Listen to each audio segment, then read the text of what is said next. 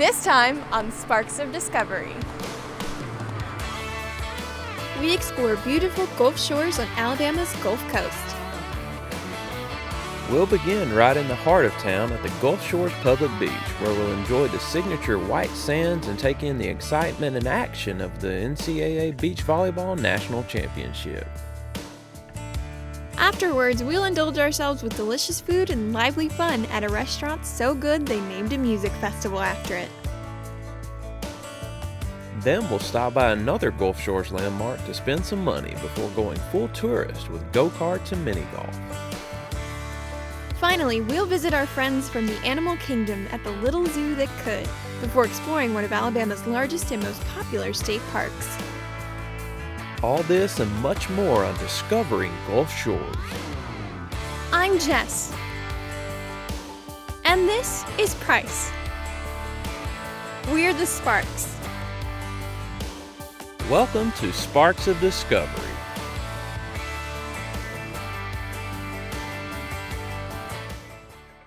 With about 15,000 residents, Gulf Shores is the southernmost city in Alabama.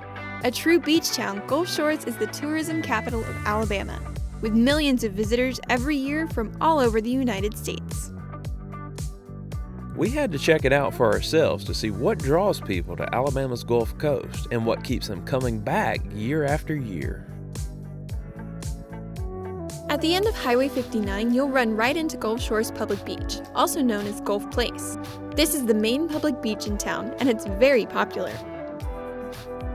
What Alabama's beaches are known for is the signature white sand that is so finely grained and soft it's almost therapeutic. We enjoyed spending some time on the beach and of course playing like school children in the waves. During our visit, we also attended the NCAA Beach Volleyball National Championship Tournament, which was being held at Gulf Place. This was a neat experience, seeing teams from all over the country competing right here in Alabama for a national championship. I guess we know a thing or two about championships here, just maybe not in beach volleyball.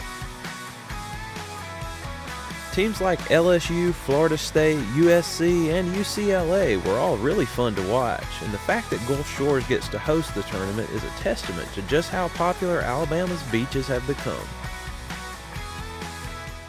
One of the most famous and popular landmarks in Gulf Shores lies just off the public beach, the Hangout. With excellent seafood and all sorts of wacky entertainment, the Hangout has become a cultural icon for the Alabama Gulf Coast, to the point that they created an insanely popular music festival called Hangout Music Fest that's held here every May.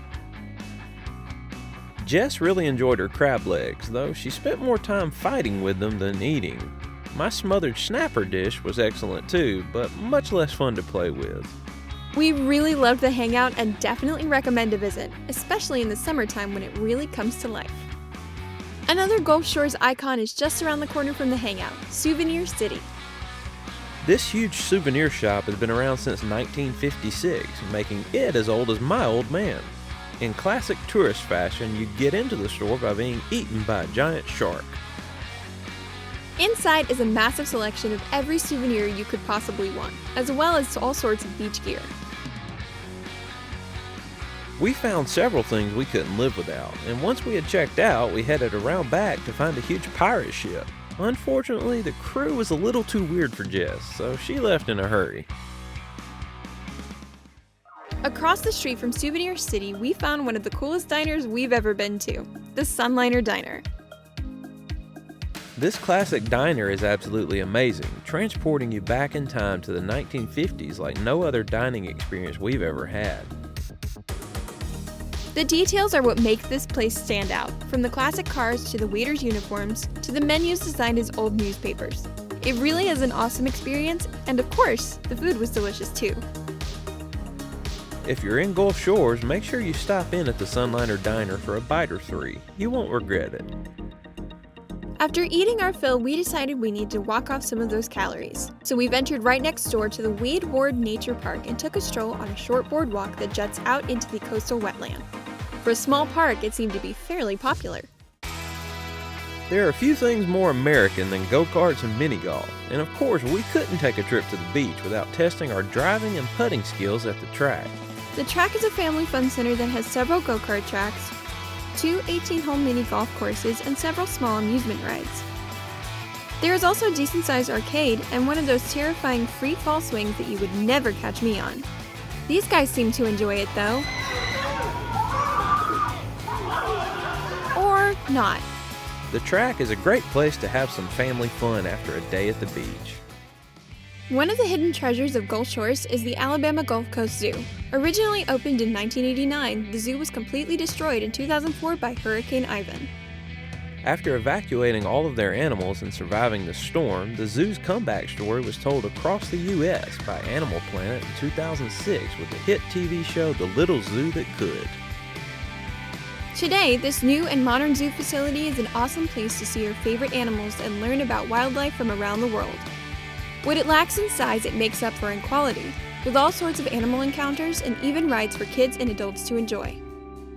We always try to visit the zoo when they first open, as the animals are usually very active in the morning. The lions were especially cool to see up and about, as well as the lemurs. We love animals and never miss an opportunity to visit zoos when we travel. The Alabama Gulf Coast Zoo is a real gem for Gulf Shores to have, and it's definitely worth a visit. Alabama is home to some amazing state parks, but arguably the best and most popular park is found right here at Alabama's Gulf Coast, Gulf State Park. The park is one of the larger Alabama state parks, with 6,150 acres, including 2 miles of white sand beaches. The Beach Pavilion at Gulf State Park is a large open-air venue that's available for all sorts of events, including weddings. We enjoyed some time here in the morning before it got crowded, and it was super peaceful and relaxing. We even saw a pod of dolphins swimming by. If camping isn't your thing but you love the beach, then the lodge at Gulf State Park has got you covered. This new and modern hotel is extremely popular, although it can be a little bit pricey. Right next to the lodge is the fishing pier, which was very popular on our visit. For the low price of $2 per person, you can walk down the pier and get beautiful views of Gulf Shores, the beaches, and of course the Gulf of Mexico. They even have a small cafe, a bar, and a bait and tackle shop at the beginning of the pier. Gulf State Park isn't just about the beach though. There's also plenty of other things to see and explore as well, including the Hugh Branyan Backcountry Trail. This trail network contains over 28 miles of paved trails and boardwalks, with all sorts of wildlife and nature throughout. USA Today recently named this the best recreational trail in the United States, and it's easy to see why.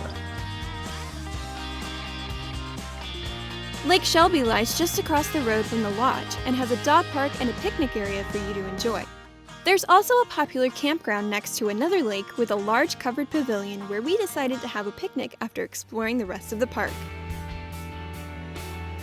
After a long day of exploring Gulf Shores and having tons of fun, we enjoyed a peaceful walk on the beach with some of the most beautiful colors we've ever seen in the Alabama sky. Gulf Shores is an amazing place, and like so many others, we're counting the days until we can come back here and find once again this little piece of heaven on earth. From the white sand beaches and award-winning trails of Gulf State Park, to the wacky entertainment and delicious food of the Hangout and Sunliner Diner, to the amazing animals at the Alabama Gulf Coast Zoo. It's easy to see why Gulf Shores is Alabama's vacation destination.